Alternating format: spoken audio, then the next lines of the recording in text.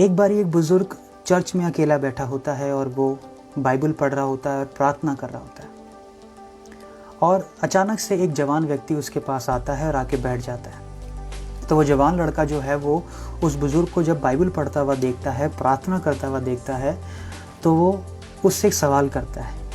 वो कहता है कि सर, आप प्रभु यीशु मसीह पर क्यों विश्वास करते हो? उसने छोटा सवाल उससे पूछा होता है।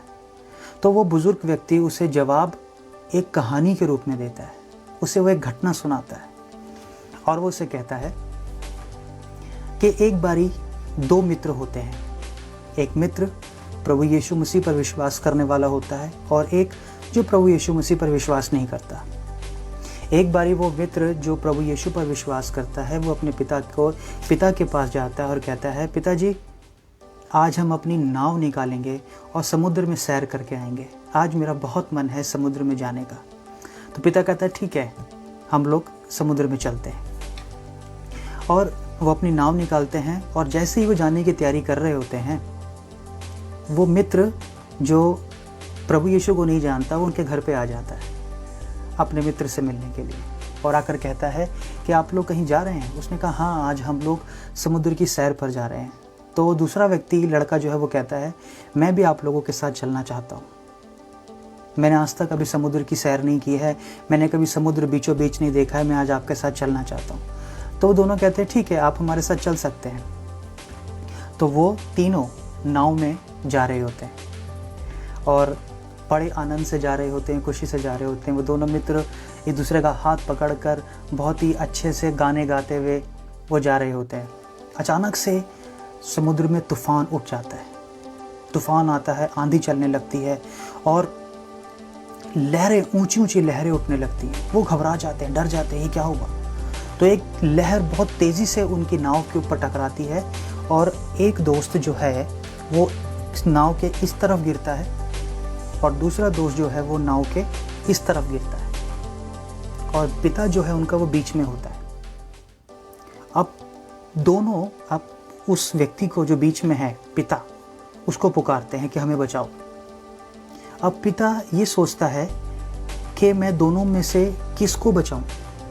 अब जाहिर सी बात है वो अपने बेटे को बचाएगा। तो उसने ये सोचा कि अगर मैं अपने बेटे को बचाता हूँ तो ये लड़का मर जाएगा, और अगर ये लड़का मर जाता है तो मेरा लड़का बच जाता है तो मेरा लड़का मर जाएगा। मैं क्या करूँ? वो फंस जाता है, वो बड़ी दुविधा में होता है। इसको वो एक बहुत ही सुंदर बात सोचता है। इसी बीच वो कहता है, मेरा बेटा तो पहले से ही प्रभु यीशु मसीह को जानता है। अगर आज वो मर भी जाए तो वो स्वर्ग में जाएगा, लेकिन जो ये उसका दोस्त है ये प्रभु यीशु को नहीं जानता है। इसलिए अगर आज ये मर गया तो ये नरक में चला जाएगा, इसकी आत्मा नरक में चली जाएगी।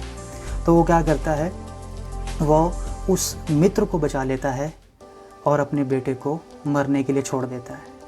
तो वो उसके दोस्त को बचा लेता है, लेकिन उसका बेटा मर जाता है। और ये एक बहुत बड़ी बात है जो उस व्यक्ति ने उस वक्त फैसला लिया और उसके मित्र को बचाया और अपने बेटे को उसने बलिदान होने के लिए छोड़ दिया। अब वो बुजुर्ग व्यक्ति ये घटना चर्च में बैठे हुए उस लड़के को सुना रहा है। तो लड़का वो इस कहानी को सुन के थोड़ा सा परेशान सा हो जाता है। वो कहता है कि इस घटना का मेरे सवाल से क्या लेना देना है। उसने कहा कि जिस लड़के को उसका पिता बचाता है वो लड़का मैं हूँ। मुझे वो जीवन दान मिला था। उस वक्त उस पिता ने अपने बेटे को बलिदान करके मुझे बचाया था। क्यों? क्योंकि वो प्रभु यीशु मसीह पर विश्वास करने वाले पिता था। और इसी प्रेम को देखकर मैंने प्रभु यीशु मसीह पर विश्वास किया, परमेश्वर पर विश्वास किया। क्योंकि जैसे उस पिता ने मुझे बचाने के लिए, नरक की आग से मुझे बचाने के लिए अपने पुत्र को बलिदान कर दिया, वैसे ही स्वर्गीय पिता ने हम सबको बचाने के लिए अपने पुत्र को बलिदान कर दिया और हमें बचाया।